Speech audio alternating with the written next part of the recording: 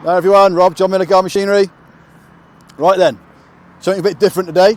So I just got back from Groundfest 24. So for you people that know, you'll know. For you people that don't, it's like an outdoor show that basically promotes garden machinery. So all the manufacturers there, all the latest products, blah blah blah blah. Anyway, so as you've probably seen, I've got like Milwaukee in my hand. I was chatting to the guys up there, and they said, "Rob, take some back with you, give it a go. You can do a video."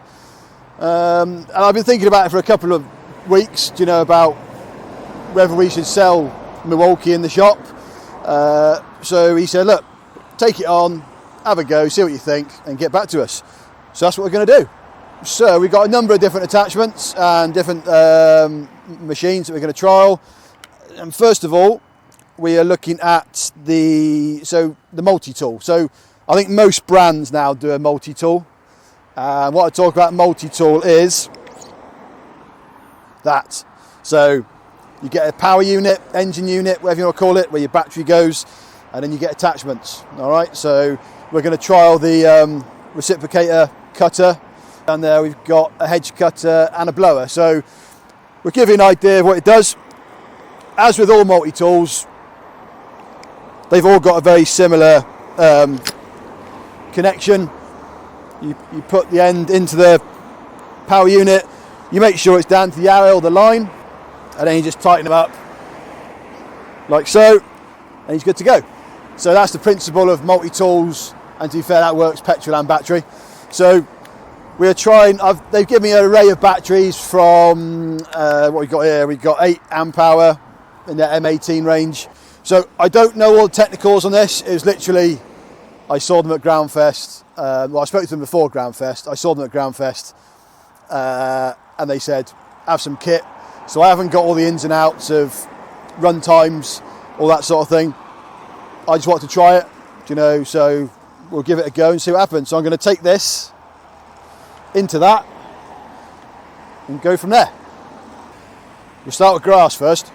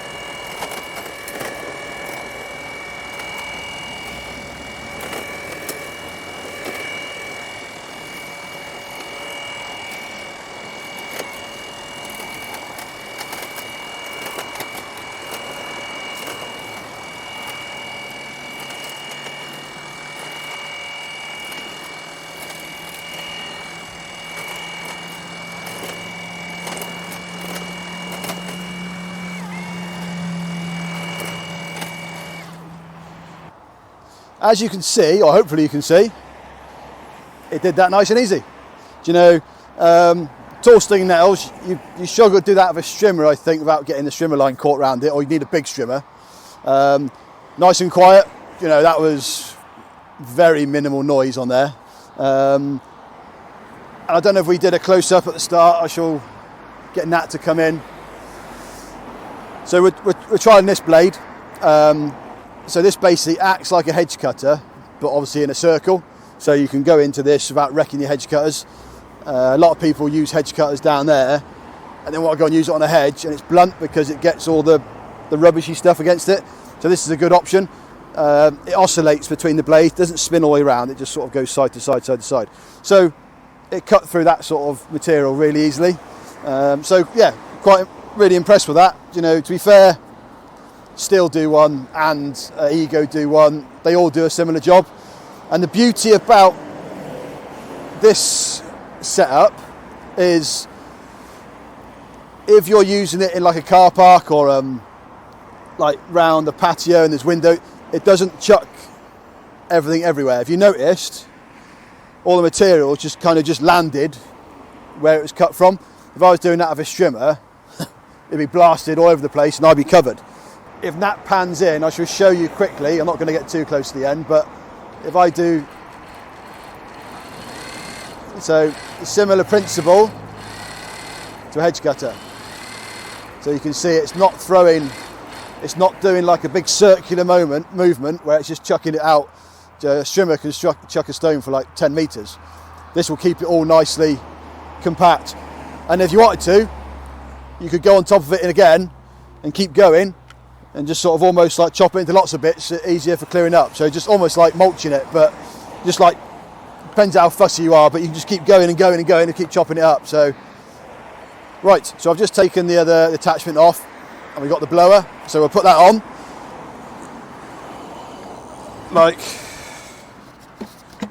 Like so. And like I said, we're going to leave the stuff here, hence why we're going to blow it into the bush. So let's have a see what this does.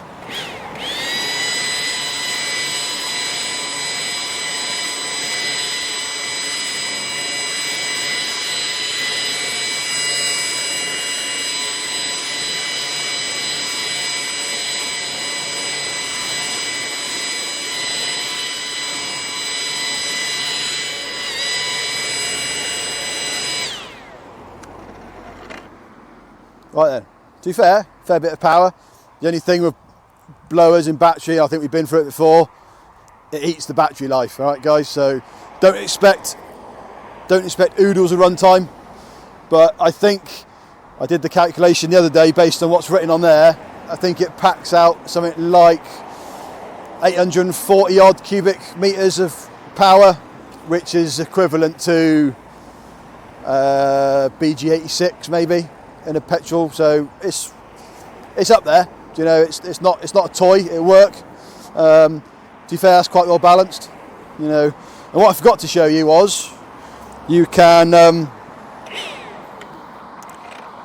change the power settings. If you look down here, so you've got eco, medium, and then full blast. That's just how much power is going to the attachment. All right, so that is the blower attachment, and I think we might just give the hedge cutter a go quickly. Right, hedge cutter attachment. With hedge cutter attachment, that gets in the way. Every manufacturer does it.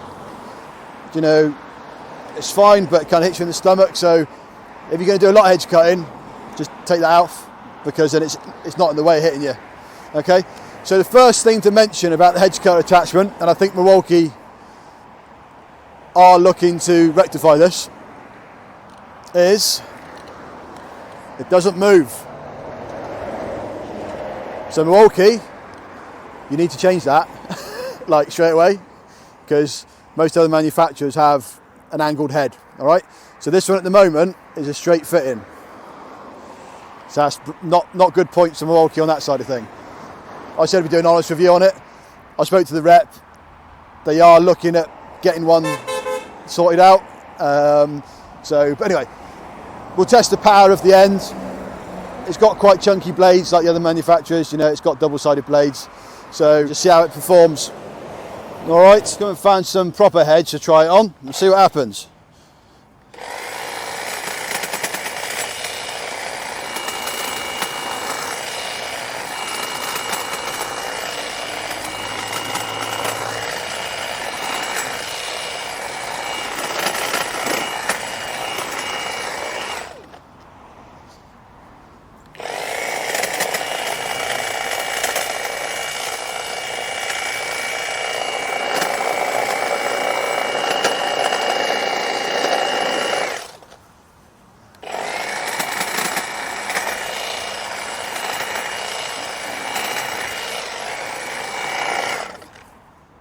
Right then, so in summary, it cuts the hedge, does what it says on the tin.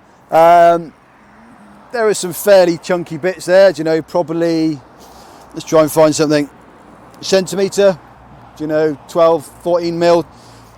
It had to cut through. We've been through videos before where, yes, whatever fits in there can be cut, but sometimes it's got to like saw its way through. On the stuff like this stuff here, do you know, which is probably 7-8 mil, it chops through it nice and cleanly. It's nice and quiet, and I think possibly quieter than every other brand actually. I think, you know, there's no noise there at all, which is good. I still think, and maybe that's just me, petrol seems to go through it a lot easier, but it is what it is. You know, some people are petrol people, some people are battery people. But as a product, it's a good product. You know, yes, they need to sort this out, the little rotating end. That would make it easier for, you know, shaping. But apart from that, you know, first time I've seen it, first time I've used it, you can't knock it. I do like Milwaukee gear. I like their power tools. I was interested to see what's going to happen on their garden side. So overall, you know, it does the job. You know, a bit heavy, but it's well built. Overall, good stuff. I will be contemplating whether to start selling it. I sit down and speak to Milwaukee, but it's something we may start seeing in the shop at some point very soon. So as always, don't forget to like, subscribe, and see you on the next one.